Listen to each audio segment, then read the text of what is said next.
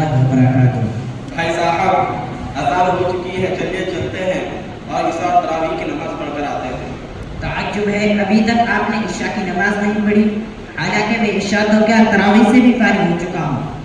ان للہ، ابھی تو اذان ہونے سے 50 منٹ بھی نہیں گزرے ہیں، پھر بھی آپ عشاء اور تراویح دونوں سے فارغ ہو گئے، کیونکہ صرف عشاء ہی کی نماز سنن و نوافل کے ساتھ 10 رکعت ہے، پھر 20 رکعت تراویح کی ہے، اس کے بعد 3 رکعت وتر بھی ہے، اور اخیر میں کم از کم 2 رکعت نفل بھی ہے، اور یہ تمام مل کر 35 رکعت ہو جاتی ہے۔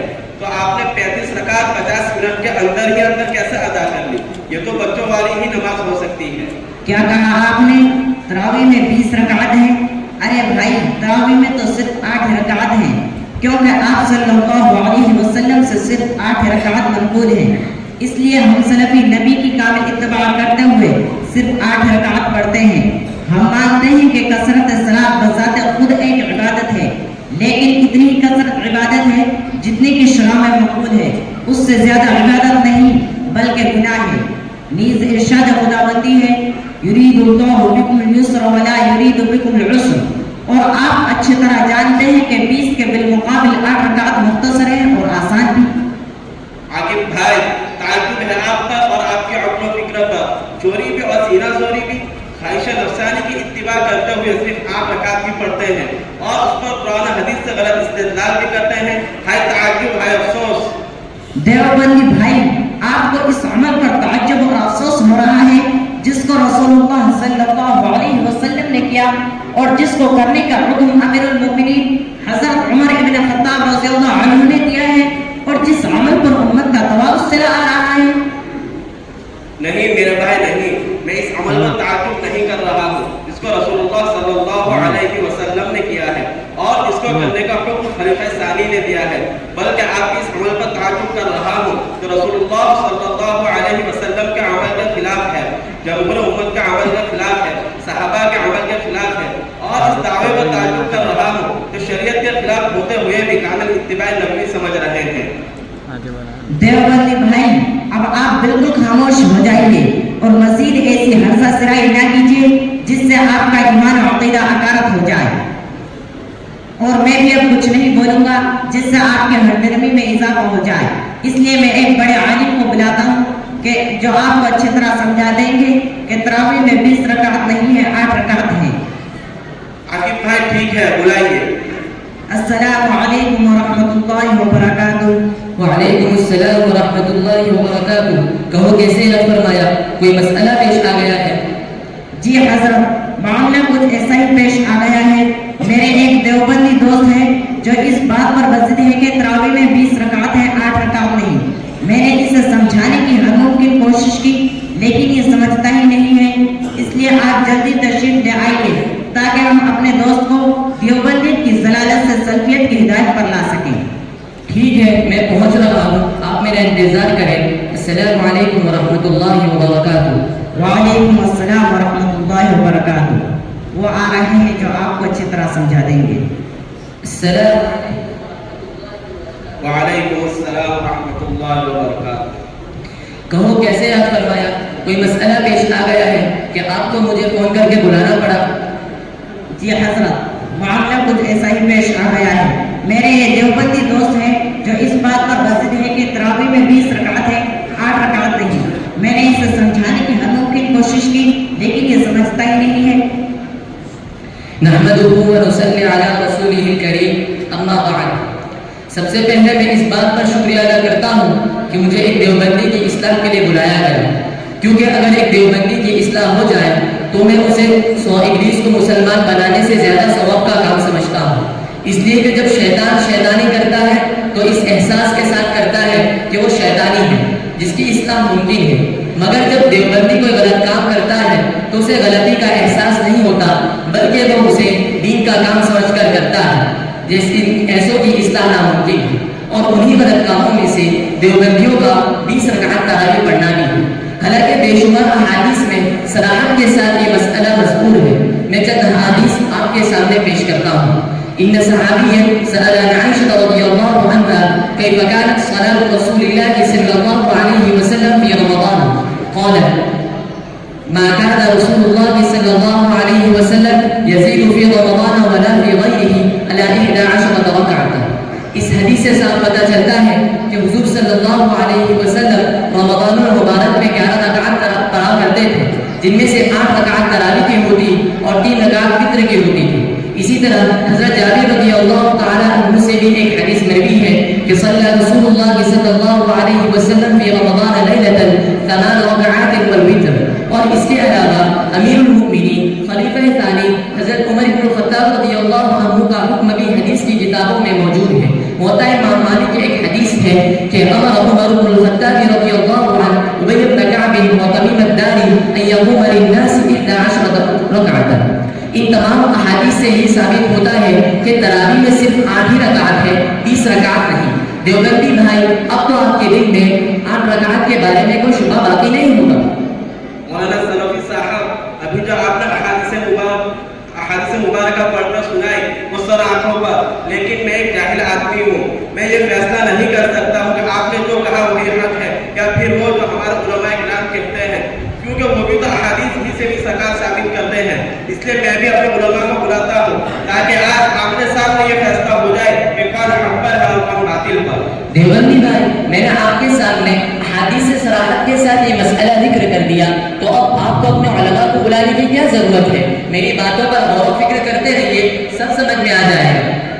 مولانا صاحب، میرا دوست ٹھیک کہہ رہا ہے، انہیں بھی اپنے علماء کو بلانے دیجیے۔ اگر ہم حق پر ہیں تو ڈرنے کی کیا بات ہے؟ ان کے علماء کے سامنے بھی حق واضح ہو جائے گا۔ آپ اپنے علماء کو بلائیے۔ السلام علیکم ورحمۃ اللہ وبرکاتہ۔ وعلیکم السلام ورحمۃ اللہ وبرکاتہ۔ کہو کیسے ہیں فرمایا بھائی؟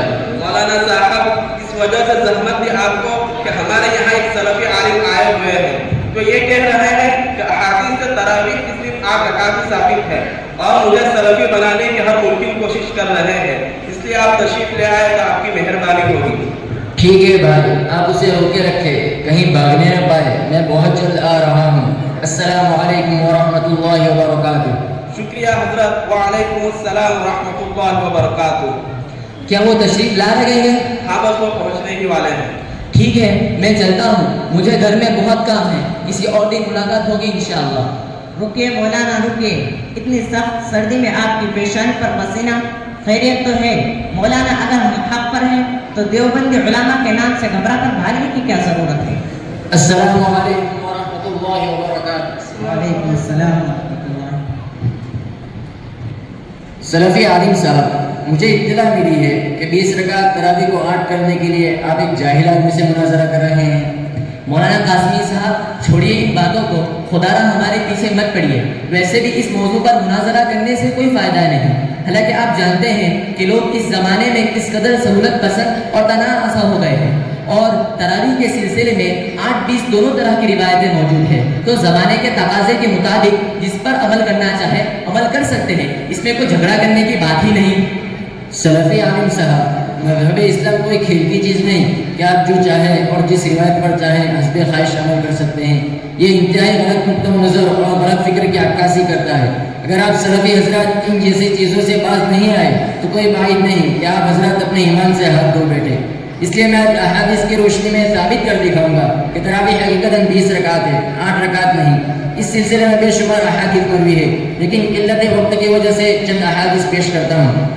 علامہ شیخ نموی نے آثار السنن میں ایک حدیث ذکر کی ہے، ان عمر بن الخطاب رضی اللہ عنہ امر رجلا ان یصلی بهم 20 رکعتا۔ تمام صحابہ کرام رضوان اللہ تعالی علیہم اجمعین بھی تراویح میں 20 رکعت ہی پڑھا کرتے تھے، جیسے کہ مصنف ابن ابی شیبہ میں حضرت عطا کا قول منقول ہے، ادرکت الناس وهم يصلون 20 رکعتا۔ امام نووی رحمۃ اللہ علیہ بھی یہی لکھتے ہیں، ثم استقر الامر على ان التراویح 20 رکعتا۔ امام تیمیہ کا بھی یہی فیصلہ ہے، هو الذي يعمل به اکثر المسلمین۔ اس کے علاوہ ہندوستان کی اکثر مسجدوں میں آج بھی 20 رکعت ہی تراویح ہوتی ہے۔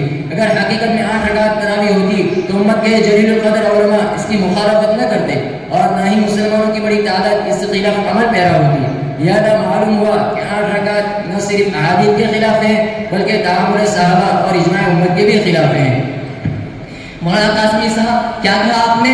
8 رکعات کا ثبوت احادیث کے خلاف ہے، حالانکہ اس پر حضرت عائشہ رضی اللہ تعالی عنہا کی ایک حدیث مروی ہے جو بخاری شریف میں موجود ہے، اور اسی طرح حضرت جابر رضی اللہ تعالی عنہ سے بھی ایک حدیث مروی ہے جس میں 8 رکعت تراویح کا صراحتاً ذکر ہے، اور اسی طرح حضرت عمر رضی اللہ تعالیٰ عنہ کا حکم بھی حدیث کی کتابوں میں موجود ہے۔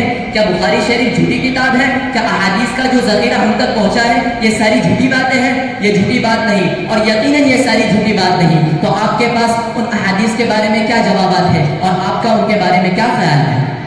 مولانا صافی صاحب، ابھی جن حدیث آپ نے ذکر کیا ہمیں ان کا انکار نہیں ہے، البتہ جن حدیث کی طرف آپ نے اشارہ کیا اس سے وہ مراد نہیں ہے جو آپ حضرات سمجھ رہے ہو، بلکہ اس کا صحیح مطلب وہ ہے جو میں بتانے جا رہا ہوں۔ جہاں تک حضرت اماں عائشہ رضی اللہ عنہا کی حدیث کی بات ہے تو وہ تراویح نہیں بلکہ تہجد کی نماز مراد ہے، کیونکہ اس حدیث میں ایک لفظ آیا ہے وَلَا فِي غَيْرِهِ، جو اس بات پر صراحتاً دلالت کرتا ہے کہ اماں عائشہ رضی اللہ عنہا سے تہجد کے بارے میں سوال کیا گیا تھا، تراویح کے بارے میں نہیں، کیونکہ 11 رمضان میں تہجد ہی پڑھی جاتی ہے، تراویح نہیں۔ اگر بالفرض ہم یہ مان بھی لیں کہ تراویح کے متعلق سوال کیا گیا تھا تو اب بھی 8 کی تحدید درست نہ ہوگی، اس لیے کہ اماں عائشہ رضی اللہ عنہا سے 5 طرح کی روایتیں مروی ہیں جن میں یہ 4 قوی اسانید سے ثابت ہے، ان میں ایک 11 رکعت ہے، دوسری 13 رکعت ہے، تیسری 21 رکعت ہے اور چوتھی 23 رکعت ہے،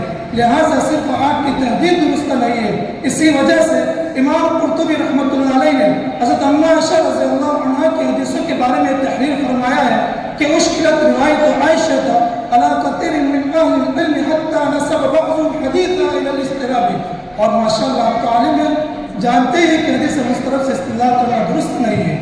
مولانا قاسمی صاحب، چلو ہم یہ مان لیتے ہیں کہ حضرت عائشہ رضی اللہ تعالی عنہا کی حدیث تہجد سے تعلق رکھتی ہے یا تہجد سے تعلق رکھتی ہے، مگر حضرت جابر رضی اللہ تعالی عنہ کی حدیث کے بارے میں آپ کا کیا خیال ہے جس میں 8 رکعت اور رمضان کا صراحتاً ذکر ہے، اور حضرت عمر رضی اللہ تعالی عنہ کا حکم بھی ہمارے ہی موقع پر دلالت کرتا ہے، تو اس کا کوئی جواب آپ کے پاس؟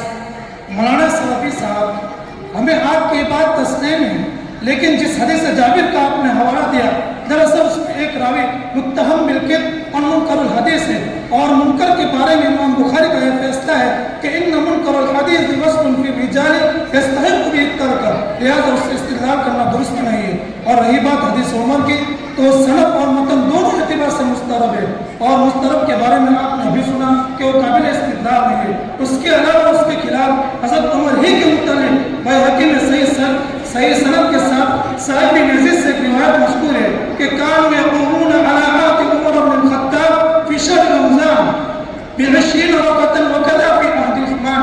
المختصر تمام روایتوں پر غیرانہ نظر دوڑانے سے یہی پتہ چلتا ہے کہ تراویح 8 رکعت نہیں بلکہ 20 رکعت ہے، جیسا کہ کچھ نمونے میں نے آپ کے سامنے پیش کیے۔ اب تو آپ اچھی طرح سمجھ گئے ہوں گے کہ تراویح 20 ہی رکعت ہے، یا اب بھی کوئی شبہ باقی ہے؟ اگر باقی ہے تو پیش کیجیے، انشاءاللہ اس کا بھی جواب دیں گے۔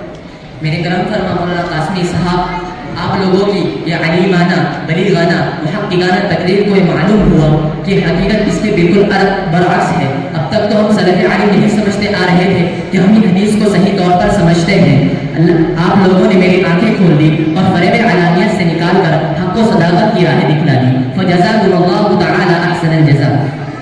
مولانا قاسمی صاحب، میں بھی اپنے مولویوں کی غلط فہمیوں کی وجہ سے اب تک دھوکے میں پڑا ہوا تھا، اور بچپن سے لے کر اس عمر تک 8 رکعت پڑھا کرتا تھا، جس کی وجہ سے 12 رکعت کے ثواب سے محروم ہوتا رہا، لیکن آج سے انشاءاللہ 20 رکعت پڑھا کروں گا۔ مسجد میں تراویح ہو رہی ہے، چلیے چلتے ہیں اور مکمل 20 رکعت پوری کر کر آتے ہیں۔ ہاں جلدی چلیے، کہیں کوئی رکعت نہ نکل جائے، پھر کفے افسوس ملنا پڑے۔ السلام علیکم ورحمۃ اللہ وبرکاتہ۔